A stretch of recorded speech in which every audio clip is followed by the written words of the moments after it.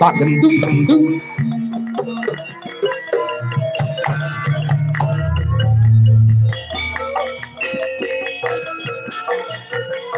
Sarang jagung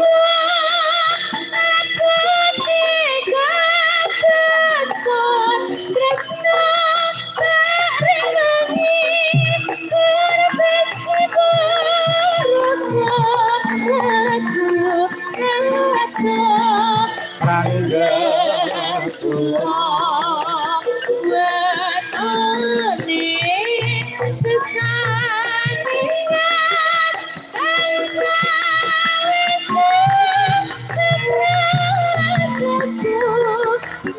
yang muda gunung ora wega wetone tan sesumane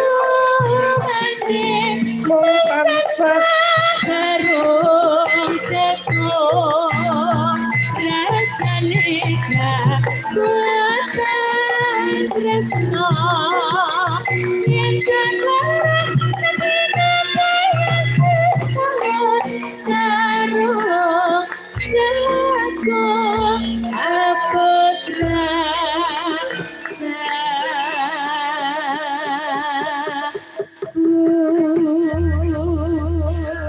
tepuk tangan buat Mbak Elisa. Matur nuwun. Wah, jan menika kalau wau pun pisungsungaken kagem sinten Mbak Elisa. Sobat Ngebiar Indonesia. Sobat Ngebiar Indonesia. Ya, terima kasih selalu setia juga yang streaming dari rumah ada di YouTube Tandri Channel sama apa Mbak satunya? Malik Ngawi Official. Weh. Nek kowe piantun Mak- iki nang ndi tetep derek niku. Iya jenenge wis tut Oh, tut wuri. tut wurihan kayane. Iya. Nggih, Sembah nuwun. Sampun Mbak Tutut nggih. Lak menika. iki cek bintang tamu siji. Iya. Tenan ya. Iya no. Nggih, sampean jur pinara. Oh, gentenan nggih. Monggo kita tampi suwanipun Mbak Tatin. Titok. Sempat titok. Ayo. Asik.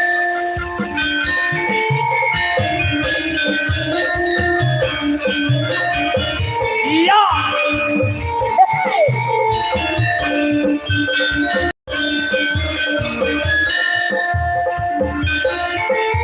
Dan anak